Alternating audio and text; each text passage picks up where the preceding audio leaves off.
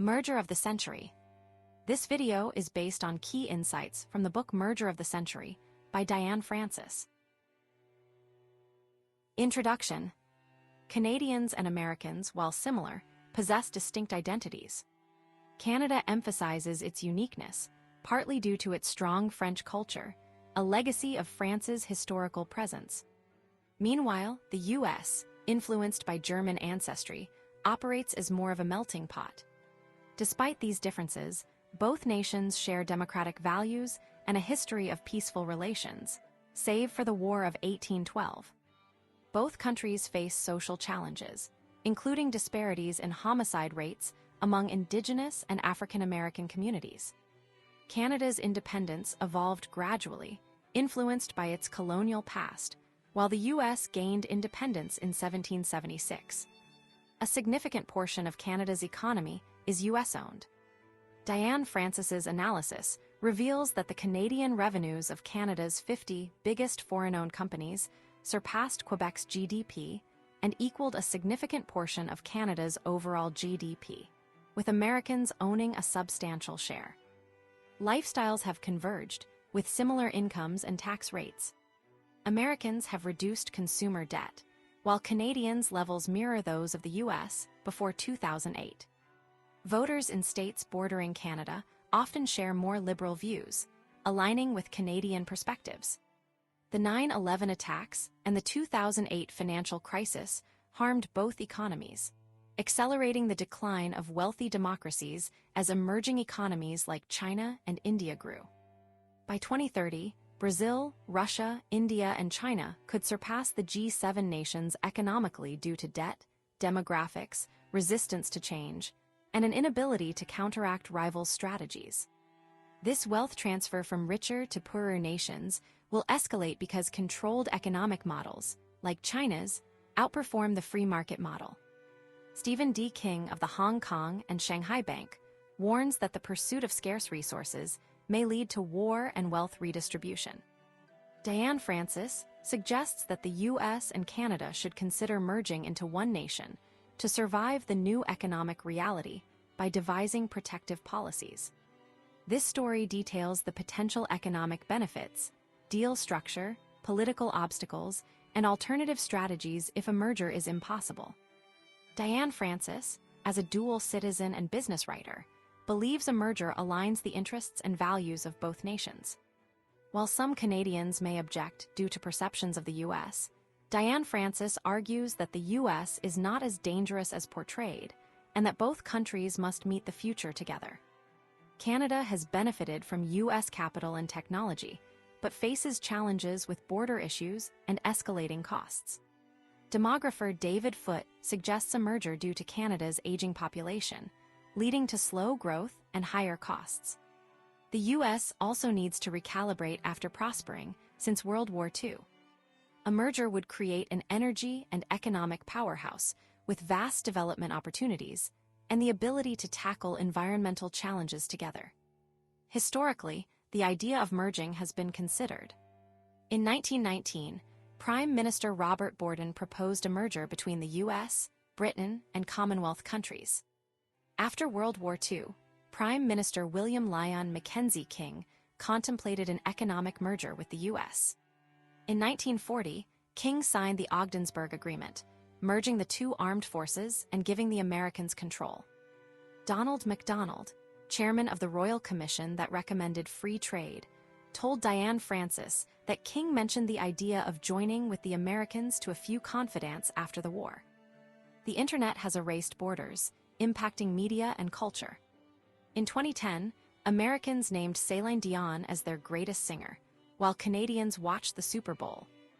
Diane Francis believes that a U.S.-Canada merger is achievable and that the United States and Canada should and can merge, but she also recognizes why this would be difficult.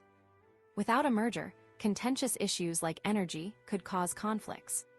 Security threats, such as China or Russia gaining control over Canada's resources, mishandling of First Nations issues, or Quebec separatism, could lead to U.S. intervention. China's aggressive entry into Canada's economic and political arenas poses a threat. In 2012, Canada allowed a $15 billion purchase of a Canadian oil company by China, despite warnings. China has targeted Canada for its resources, Arctic position, and access to the U.S. market. Canada also faces internal challenges with First Nations, environmental organizations, and Quebec separatists. Canada's military is small compared to its coastline, making it dependent on the U.S. minor disagreements since 9/11 have turned into serious bilateral clashes. The border choke is harming Canada, with trade falling as a percentage of its GDP. The U.S. and Canada have remained at the free trade era stage of economic integration since 1989. The Beyond the Border initiative, aimed at enhancing security and accelerating trade, has faced challenges. Diane Francis argues that the only way to fix the border and avert conflict is to eliminate it altogether. This story makes the case for a merger and proposes some business and policy approaches to accomplish the goal. Diane Francis examines world business and political trends, border conflicts, the vanishing options available for America and Canada in their current incarnations, the synergies of a merger, 5 ways to structure a deal, and how to finance a deal, how political resistance and differences could be addressed, and the options available if there is no merger in the near or far future. Diane Francis doesn't know if a merger will happen, but believes it should. Both countries must consider this option to maintain living standards and address the challenges posed by nations with unique forms of state capitalism. If a full merger is unlikely, an economic union is possible. If even that is unattainable, Canada and the U.S. must transform themselves. Ideally, this story will help Americans and Canadians realize that they have decisions to make and that the way forward, even if challenging, would be to unite like the Germans, govern like the Swiss, and think more like the Chinese. Chapter 1: International Threats, China and State Capitalism. The world faces a growing challenge as countries compete for resources, higher living standards, and power. This competition is intensifying as nations like China and India increase their consumption, straining global resources. Diane Francis highlights that sustaining a first-world lifestyle for everyone is not feasible with current resource limitations. The rise of emerging economies, particularly China, has led to a significant shift in global economic power. Data indicates that these economies now generate over half of the world's economic output and exports, a stark contrast to their position in 1990. This shift has been characterized as the decade of emerging economies, with some developed nations experiencing slower growth. However, this economic growth comes with threats. China's economic aggression, described as neocolonialism, involves aggressively acquiring resources and securing development contracts, often disadvantaging other nations. This strategy includes minerals for infrastructure deals, where China provides loans for infrastructure projects in exchange for resources and market access, primarily benefiting China. The pursuit of resources has also led to violence and instability. Soaring food prices have triggered protests and riots in various countries, highlighting the connection between resource scarcity, hunger, and social unrest. Some nations, like South Korea and China, are securing farmland overseas to ensure future food supplies, raising concerns about land grabs and neocolonialism. China's economic practices, often referred to as state capitalism, involve blending capitalism with communism and statism. This approach has allowed China to rapidly develop its economy, build infrastructure, and expand its global influence. However, it also raises concerns about fair trade, transparency, and the potential for market manipulation. The actions of countries like Russia and Venezuela also pose threats to global economic stability. Russia has used its energy resources to exert control over Europe, while Venezuela has expropriated corporate assets and undermined property rights. These actions create uncertainty and discourage foreign investment. In the Arctic, Russia's aggressive claims and limited Canadian defense capabilities highlight the potential for conflict over resources and shipping lanes.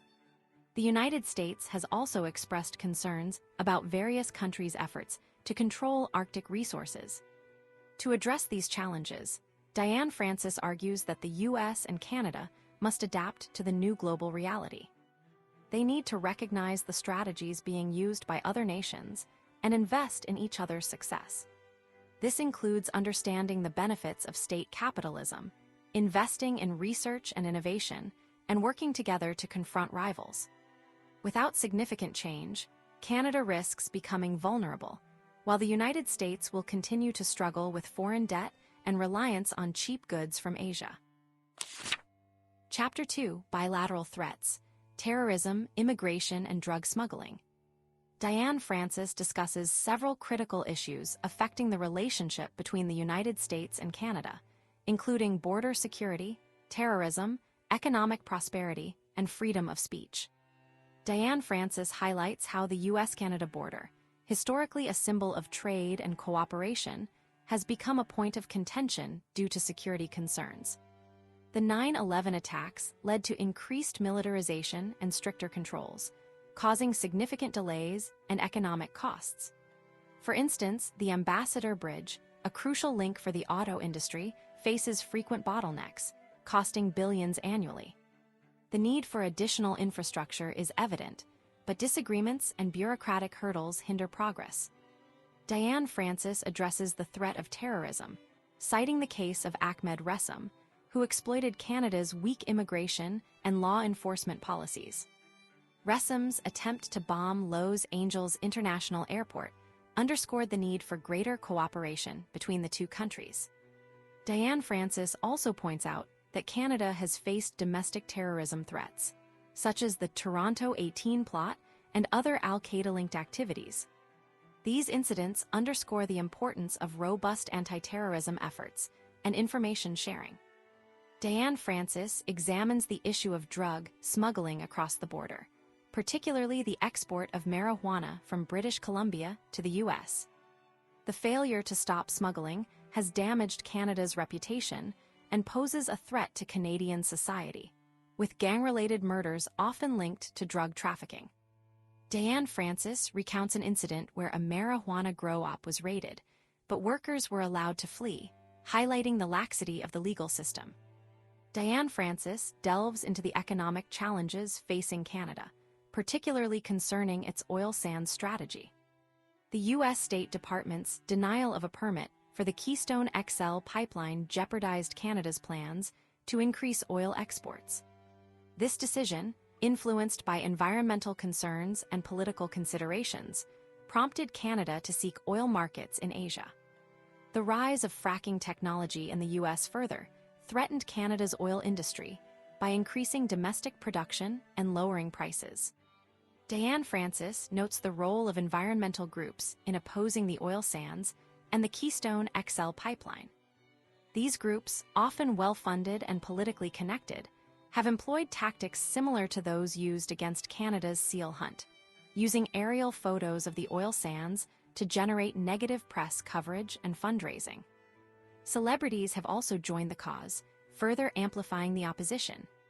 Diane Francis explores the alliance between environmentalists and some First Nations bands to impede resource development in Canada. These groups have blocked export pipelines, seeking land claim settlements, and opposing fossil fuel development. Diane Francis notes that such confrontations could escalate and attract American involvement, creating serious conflict. Diane Francis discusses how foreign oil exporters have also opposed the oil sands and the Keystone XL pipeline. These entities have mobilized protests and lobbying efforts to protect their market share in the U.S. Diane Francis also highlights instances of geopolitical interference, such as Russia's opposition to fracking in Europe and the UAE's financing of an anti-fracking film. Diane Francis addresses the issue of freedom of speech, citing an incident where the Saudi government attempted to suppress television commercials in Canada that criticized Saudi Arabia's human rights record. The Canadian government defended freedom of speech in response to this attempt at censorship. Diane Francis concludes that Canada is in a difficult position, needing to balance its relationship with the U.S. while facing economic and security challenges. The gradual closing of the border, and the failure to secure projects like Keystone have led to disappearing opportunities. Diane Francis suggests that the only solution may be to eliminate the border completely through a customs union agreement or an all-out merger. Chapter 3. Why a merger makes sense. In her article, Diane Francis explores several critical issues facing the United States and Canada, including external threats, economic prosperity, the concept of freedom, and the state of their economies. Regarding external threats, Diane Francis emphasizes that both the U.S. and Canada face challenges such as sabotage, counterfeiting, information theft, and geopolitical maneuvering from other countries. To counter these threats, she suggests a strategic alliance between the two nations, combining their resources and talents to create a more formidable entity. Concerning economic prosperity, Diane Francis delves into the factors that contribute to or hinder the economic success of both countries. She highlights the United States' culture of risk-taking and entrepreneurship as a key competitive advantage, while also pointing out the country's unsustainable levels of military spending and healthcare costs. For Canada, she emphasizes the abundance of natural resources and a stable banking system as strengths, but also notes challenges such as declining productivity, trade deficits, and the brain drain of skilled workers to the U.S. Diane Francis also examines the concept of freedom in the context of economic development. She contrasts the historical approaches of Britain and the United States regarding debt and bankruptcy, noting that the U.S. early adoption of bankruptcy laws and the privatization of land ownership fostered a culture of risk-taking and entrepreneurship, leading to greater economic activity.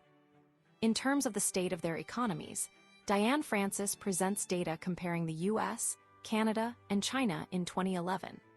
She notes that while the U.S. had a larger GDP than Canada, it also faced significant government debts and a current account deficit. Canada, while having a smaller GDP, also grappled with public debt and a trade deficit. In contrast, China had a substantial current account surplus and significant reserves. Diane Francis suggests that a merger of the U.S. and Canada could improve their financial positions by eliminating trade deficits and creating energy self-sufficiency. Diane Francis also discusses the impact of free trade between Canada and the U.S., noting that while it led to increased trade and economic growth, it also exposed Canada to the Dutch disease, where a booming resource sector increased the country's currency value, making it difficult for other sectors to compete. She also highlights the challenges Canada faces in settling land claims with First Nations, which hinders large-scale mining and energy projects. Diane Francis concludes by arguing that the U.S. and Canada, despite their internal challenges, are fortunate nations that could benefit from a strategic alliance to enhance their economic prosperity and geopolitical standing. Chapter 4. The benefits of a merger. Diane Francis explores the potential benefits of a merger between Canada and the United States, focusing on how such a union could enhance prosperity, energy independence, and economic strength for both nations. She argues that by combining Canada's vast natural resources with America's capital, technology, and workforce, a new economic superpower could emerge. One key aspect is economic prosperity. Diane Francis suggests that a merger would create a more robust and diversified economy. Canada, rich in resources but lacking sufficient capital and labor, could benefit from American investment and expertise. The U.S., grappling with unemployment, could tap into Canada's resources and skilled labor. This synergy could lead to increased trade, job creation, and overall economic growth.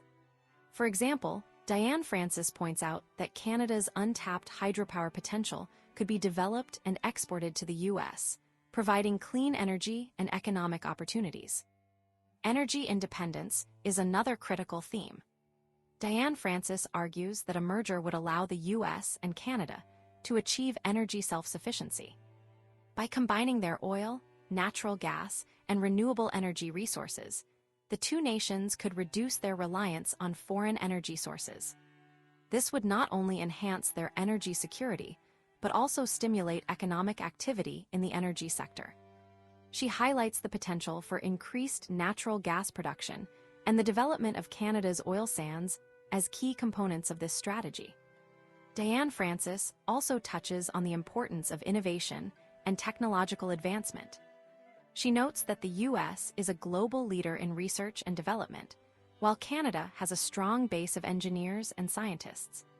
A merger would foster greater collaboration in these areas, leading to breakthroughs in fields such as medicine, energy, and information technology. This, in turn, would drive economic growth and improve the quality of life for citizens of both countries. The threat of economic stagnation and missed opportunities is also a recurring theme. Diane Francis warns that without closer integration, both countries risk falling behind in an increasingly competitive global economy. She argues that the existing political border creates obstacles to trade, investment, and infrastructure development. By removing these barriers, a merger would unleash the full economic potential of North America. While Diane Francis primarily focuses on the economic benefits of a merger, she also acknowledges the political challenges involved. She recognizes that negotiating such a comprehensive deal would require overcoming entrenched interests and navigating complex political systems. However, she believes that if the economic advantages are clear, the political obstacles can be overcome. Chapter 5: How a Merger Deal Might Be Structured.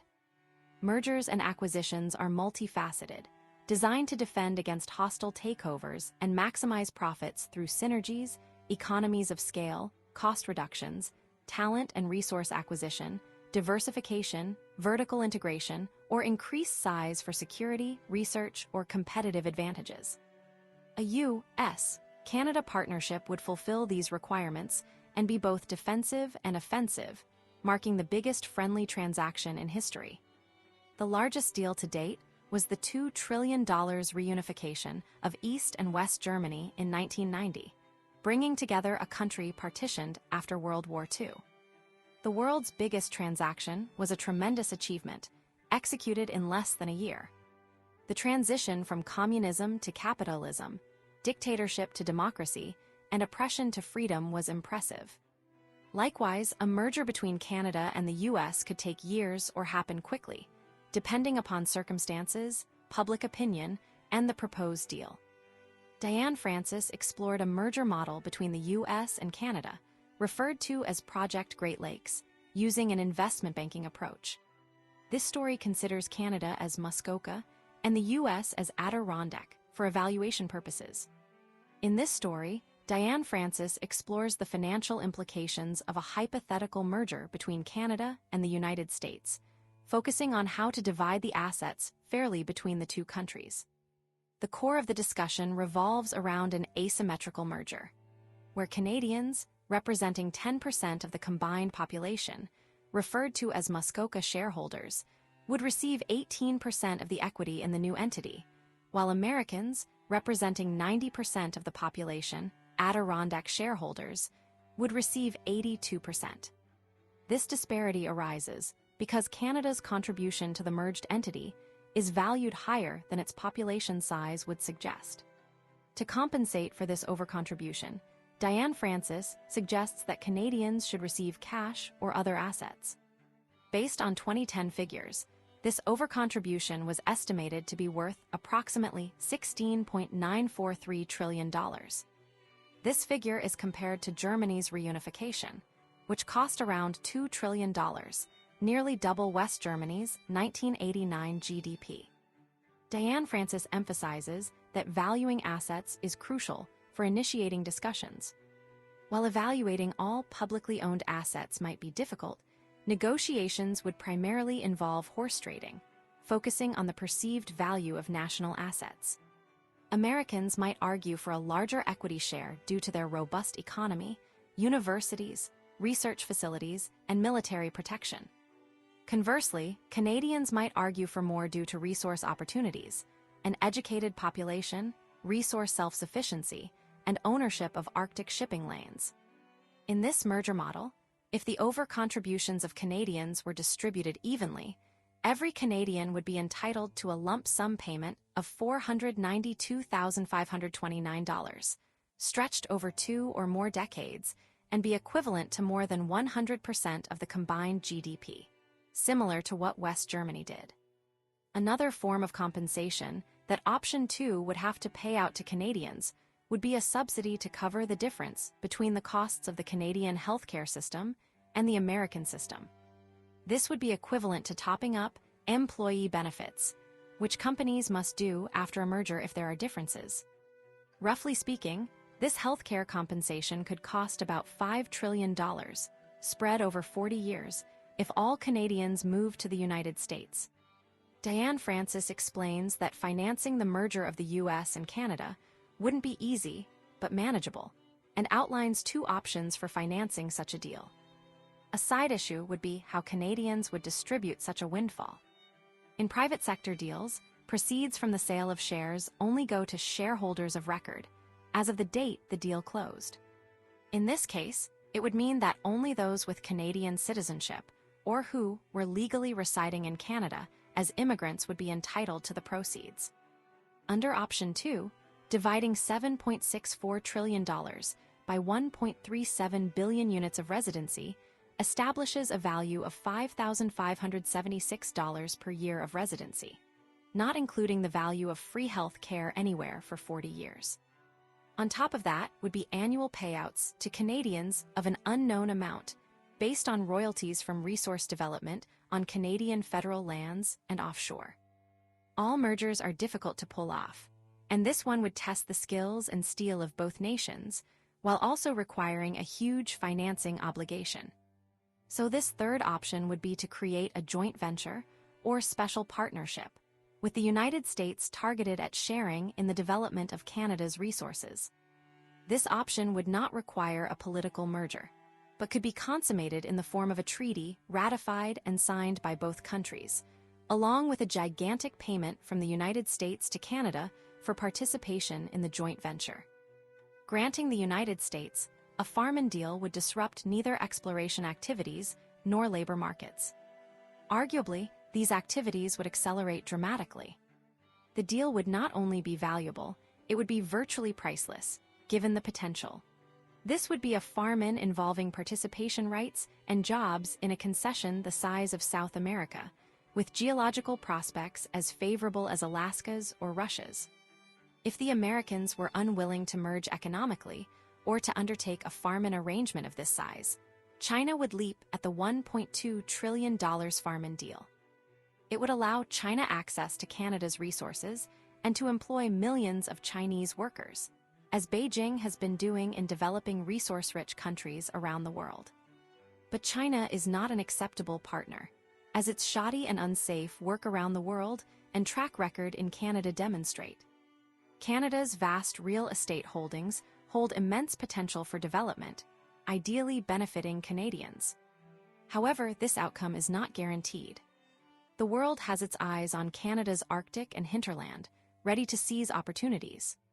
Canada faces limitations in terms of the trillions of capital required for self-development and the military strength needed for self-defense. As history has shown, crises can trigger sudden shifts in policy. Diane Francis believes it is a damning indictment that these 2 countries have not already moved toward a partial or full merger since their free trade deal in 1989. But it is hardly surprising. Neither nation possesses a viable, long-term strategic plan, opting instead for the status quo. That is the reason Diane Francis has written this story. Chapter 6, Merger Politics. In this story, Diane Francis delves into the intricate dynamics of a potential merger between Canada and the United States, highlighting how shared anxieties and the pursuit of prosperity could drive such a transformative policy shift. She notes that both nations, despite their differences, grapple with economic uncertainties and security concerns, creating a fertile ground for considering closer ties. Economic woes and anxieties about the future are significant motivators. For instance, the 2008 financial meltdown in the U.S. undermined confidence in the system, while Canadians have expressed concerns about the negative impacts of U.S. fiscal policies. These economic fears, coupled with security concerns like the 9/11 attacks, can propel nations toward dramatic partnerships. Diane Francis points out that historical examples, such as Germany's reunification and the formation of the European Union, demonstrate how fear and instability can lead smaller nations to propose partnerships with larger ones. In Canada's case, dire economic prospects in the 1980s led to the free trade agreement with the U.S., suggesting that similar anxieties could pave the way for a deeper union. However, the story emphasizes that a merger isn't just about economics. It's also about values and identity. While Americans may prioritize economic growth and security, Canadians often place a higher value on quality of life, including healthcare and environmental protection. Any merger arrangement would need to address these differing priorities to gain broad support. Diane Francis also explores how regional differences within both countries could impact a merger. Regions like Quebec and the Deep South, with their distinct cultural and political identities, might resist a merger if they believe it would dilute their influence. However, the story suggests that economic opportunities, such as access to warmer climates and lower living costs, could sway opinions. The story also touches on the political dynamics of a potential merger. The US and Canada have different political systems and values, with Canada leaning towards social democracy and the US having a stronger emphasis on individual freedom and limited government. A merger could shift the balance of power, potentially favoring liberal policies and impacting future elections. Ultimately, Diane Francis argues that the success of a merger hinges on its structure and the benefits it offers to both nations. She explores different models, from a German-style accession to a European Union-style integration, emphasizing the need for compensation and control to address Canadian concerns. The story concludes that while a merger is a complex and challenging idea, it's a conversation worth having, as both countries must proactively adapt to global changes to secure their prosperity and freedom. Chapter 7: If There Is No Merger Soon. In Chapter 7, Diane Francis explores Canada's relationship with the United States, particularly the idea of a potential merger. She argues that Canada has become increasingly dependent on the US, similar to its historical dependence on Britain. This dependency, driven by integration and interdependency, could lead to a creeping takeover, where the US gradually gains control without compensating Canada for its resources or control. Diane Francis notes that Canadians have, in a way, been voting for a merger by selling companies, assets, and talent to Americans. Data shows that American corporations own a significant portion of Canadian business assets, including manufacturing and oil sectors. Additionally, many Canadians live and work in the US, contributing to the American economy. Despite the potential benefits of the current relationship, Diane Francis questions whether Canada can continue to prosper in its current state. She points out that the world is becoming more dangerous, with countries like China and Russia vying for economic market share. Canada's brain drain, with educated individuals leaving for opportunities elsewhere, further threatens its prosperity. Diane Francis challenges the notion that the US can continue to thrive without addressing its own challenges, such as international competition, job gaps, and costly healthcare. She argues that maintaining the status quo would deprive both countries of potential synergies and opportunities. Diane Francis emphasizes the importance of government involvement in advancing society, citing examples such as the elimination of slavery and the sponsorship of transformative research. She notes that many countries have used state-owned or state-controlled corporations to build strong economies. A merger between Canada and the US could create a form of super-state capitalism, requiring government collaboration and planning. Diane Francis discusses Canada's historical attempts to rival the US in power, such as Prime Minister John Diefenbaker's vision for developing the Canadian North. However, internal struggles and external factors have hindered these efforts.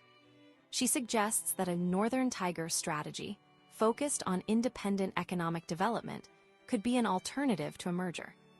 Diane Francis examines Australia's success in streamlining resource development, liberalizing its economy, and resolving Aboriginal land claims. She suggests that Canada can learn from Australia's reforms, but political unity remains a challenge due to its fragmented political system. Diane Francis highlights the importance of resolving Aboriginal claims to foster economic development, contrasting Australia's structured process with Canada's complex web of treaties and claims. She argues that the lack of resolution in Canada has deterred investment. Diane Francis emphasizes the need for Canada to increase its military expenditures to protect its resources and sovereignty. She points out that other nations, such as Norway and Singapore, support proportionately larger military forces. Diane Francis argues that sovereignty also involves defending the national interest through restrictive and nationalist policies. She criticizes Canada's open-door investment policies, which have allowed too many foreigners to buy its head offices and corporations. Diane Francis revisits Prime Minister John Diefenbaker's vision for developing the Canadian North, highlighting the need for ambitious projects and investment in infrastructure. She suggests that a U.S. Canada merger could address the challenges of developing the Arctic and asserting control over its resources. Diane Francis cautions against relying solely on resources for economic prosperity, citing the potential for currency fluctuations and commodity price swings. She suggests that a merger with the U.S. would provide diversification and eliminate cyclical risk. Diane Francis concludes that Canada has the potential to become a more significant and independent economy. But this may require deeper integration with the U.S. She acknowledges the suspicions some Canadians harbor about America's intentions, but argues that a merger represents the best and most comprehensive solution. Conclusion. Diane Francis concludes that Canadians often behave as if they are dependent on the United States, and their media reflect this by criticizing the U.S. and worrying about its actions. Quebec separatists mirror this attitude toward Canada. Diane Francis views these attitudes as unproductive and reflective of a colonial mindset. After the Keystone Pipeline disappointment in 2012, Canada quickly turned to China, which Diane Francis argues resembled a rebound rather than a rational courtship. Instead of colonial resentment, Diane Francis has always supported economic nationalism in Canada, whether battling separatists in 1995 or preventing strategic acquisitions by foreigners. Diane Francis proposes merging Canada with the United States, arguing that Americans are not foreigners, but kin. They are like siblings with aligned interests, similar challenges, and compatible people. Canada's reliance on the United States is significant, and ignoring this would risk Canada's vulnerability. America, on the other hand, would move on, as nation-states prioritize their own interests. This idea is meant to make Canadians and Americans think about their future options. Both countries need to consider a merger. Without it, America will face more challenges and competition for resources, struggling to maintain its global role at the expense of its society. Canada, on its own, might not stay in the G20 and could be divided by countries like China or Russia, becoming a battleground for resources. Together, they would be stronger. The United States has the capital, scientific expertise, and motivation to develop Canada and its resources sustainably. Canada's resources and Arctic region, which could become the world's future Panama and Suez canals, would provide the United States with incredible opportunities. This is a call to action for Canadians and Americans to discuss their future options.